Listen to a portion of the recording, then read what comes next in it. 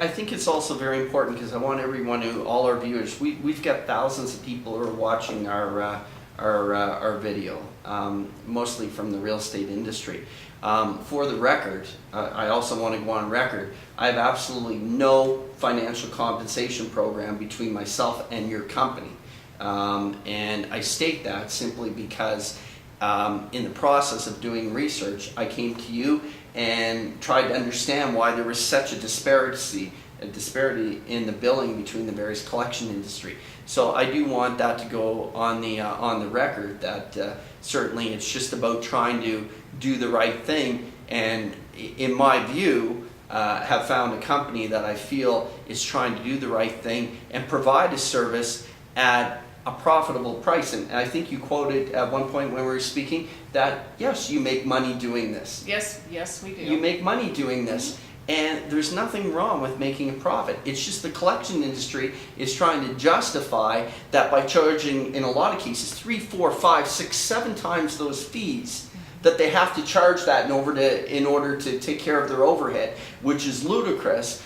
And we also have a governing body called the CICC, and they're having a meeting coming up on July the 8th. And at that meeting, there's going to be a discussion about regulating the fee structure of collection agencies in the state of Nevada. And I'm urging everyone from the real estate industry and every one of our viewers today to come out to that meeting and voice your concerns. I can tell you right now that it is not a guarantee that we are going to see a significant reduction in the fee structure. As a matter of fact, I have a lot of concerns. I've been in those various meetings, I've spoken at those meetings, and it's the commissioners who vote on the fee structures. And when I sit there, I certainly don't get a feeling that this is a slam dunk, that those fees are going to be reduced significantly, even though, in my opinion, it is in the best interest of the citizens of Nevada. But the collection industry, I think it's fair to say, is a very powerful lobby movement that is very deep-pocketed. So don't complain if you get a very large bill, or your client who you're selling your house for gets a very large bill on overdue HOA payments plus collection fees on top of it, and complain about it, but you had an opportunity to show up at the CICC meeting on July the 8th. And it's at, can you say where it's at? I believe it's going to take place at the Grant Sawyer building, which is 555 East Washington. What we will do is we will confirm it, and at the end of the video today, we will show a little, the actual date and time. Now, one of the things being proposed at the meeting is a cap rate of $1,950 on these very simple fees. I know that we talked earlier and you felt that fee, you're from the collection industry, but that fee was still too high. Can you comment on that? I do think that it's too high. I mean, I think it's definitely a step in the right direction to regulate the fees. But I think that, our firm, to complete everything, our fees would be around $1,100. Some of the collection companies... And to make profit in that $1,100? Absolutely, yes. So let's go $1,100, reasonable. Make profit within the $1,100. $1,950 right now is what the collection industry is asking on a cap fee. It could be a very simple lien of only a few $100s that on top of that could be capped an additional almost $2,000 in fees, correct? That's absolutely correct. I personally know someone who was formerly the president of their HOA. He fell on some hard times. I think he was laid off from his job. Went back for some retraining, got behind on his condo payments. He was paying periodically but not consistently, and so his management company turned his account over to a collection company. He ultimately paid the management company the assessments that were due to the association, which was $587. He is still being done for in excess of $2,000 from the collection company for the fees for doing a couple of I think they took him through the NOD stage. So for $2,000, notice of default. Yes. So for almost $2,000 they're asking in fees. And it's a real hardship to a person who's obviously been an active member of his community. He gave his time and served as the president of his association for a time.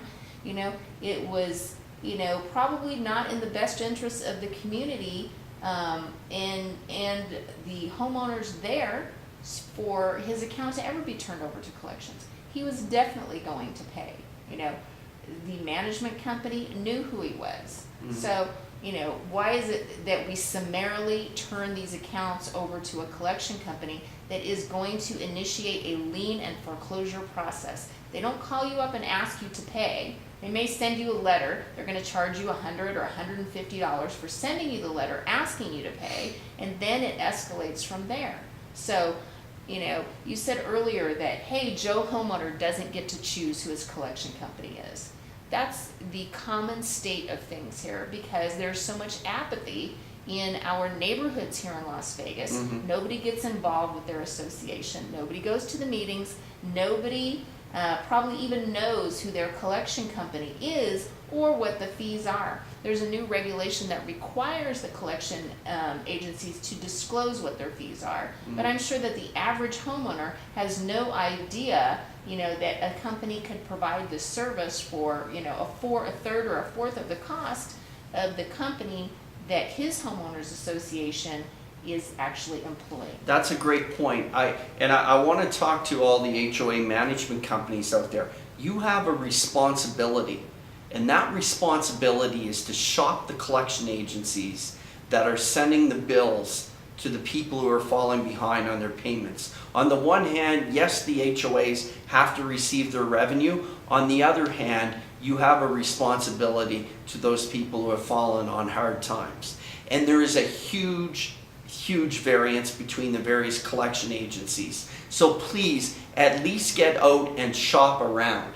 I know, once again, when I went to the HOA management company and I had a discussion with them, they were with one collection agency, and then when I brought in Cooper Castles and yourself, they looked at the rate schedule, which I do have here, and they looked at your rate schedule and they compared it to the other collection companies, and they once again they said, how can you possibly make any money? It's not, I'm not saying that to promote Cooper Castles.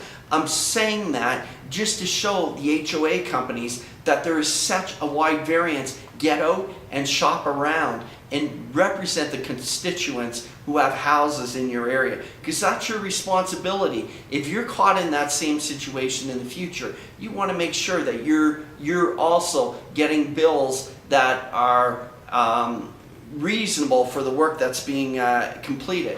Now, what do we have? We literally we have a massive number, probably a few thousand people, brokers and real estate agents who are watching this video. What feedback can you give to them? How do they help their client who runs into problems with collection companies? And a lot of times, Anita, when you call these collection companies, they all have different policies. Some of them will negotiate with you. Mm-hmm. Some of them will never take your call. I know I called the three big ones. Only one of the three would talk to me, because I went in and tried to interview all three. And the attitude, once again, will go on name, but when I met with the gentleman was, well, yes, our fees are extremely high, but why should we change ours? No one else is doing it, and we can get away with it. And that's the answer that I got. The other two would not even return my call. It was at that point that I got actively involved in the industry.